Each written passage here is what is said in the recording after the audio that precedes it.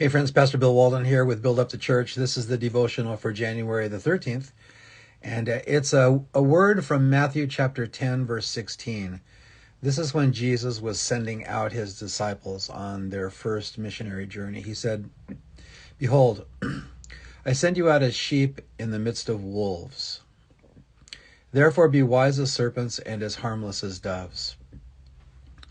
First part of that is Jesus said, you guys are going out not to conquer the way that a wolf conquers, not to fight, not to ravage, not to hunt down. But you are going out as sheep, in so many ways defenseless, in so many ways innocent, in so many ways not a threat to anyone. And he says, when you go out there, that's how you are to go. You're not to go to be a threat. Certainly the gospel is kind of a threat in its own way, that it upsets lives and it challenges the status quo. But Jesus was talking about the disciples and their attitude. Don't go out ready to tear the world apart. Go out ready to share. When people see you, may they not be intimidated by your posture, by your words, by the way that you carry yourself, by your plans, by your strategies.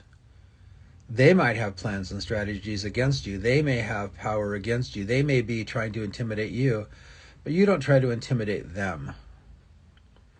That's how Jesus came into the world. He spoke truth.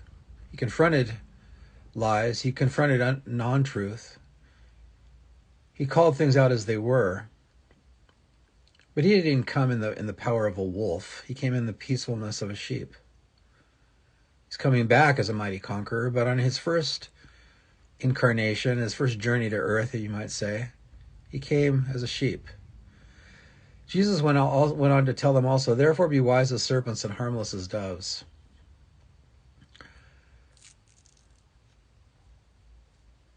The first thing that you want to see, or a lot of people do when they see a snake, is to hunt it or to destroy it. There's kind of a built-in animosity between people and snakes in many ways. It's not an absolute rule, of course. But to be wise as a serpent knows how to live with wisdom in that it avoids detection when it needs to. The other side of that coin is to be as harmless as doves. I've never heard of anybody die from a dove attack. So Jesus here is saying, on the positive side, be like sheep. They don't go out with fangs. They don't go out with claws. They go out rather peacefully, and they are disarming. When you see a flock of sheep, you don't want to run. They're not a threat. To be as wise as a serpent,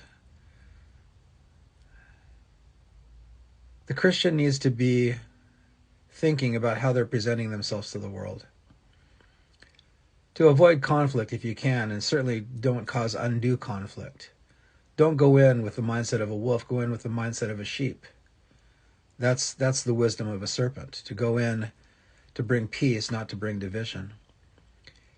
The wisdom of a serpent in this application is that you're as harmless as a dove. Nobody should feel threatened by your physical presence when you're out in the world as a Christian. Once again, the gospel is a strong word, and Jesus in this chapter talks about families will divide over the truth of the gospel and all of that, but families won't divide over the truth of the gospel because John and Peter and James and Thomas were overbearing, heavy-handed, frightening men. Any kind of effect that the gospel would have on people in a strong way wouldn't be because of the messengers. It would be because of the message. So Jesus is saying this: when you go out into the world, Christian, Christ follower, go out with gentleness. Don't go out with savagery.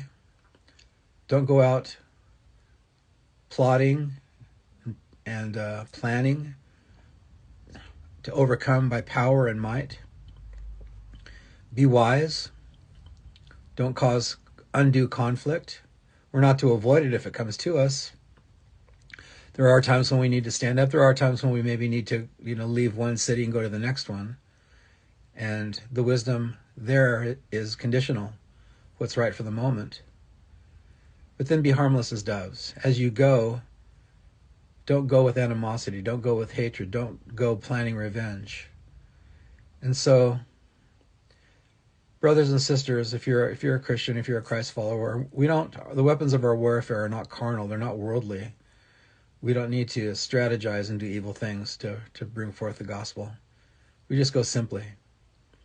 So, some thoughts for you from Matthew chapter 10, verse 16.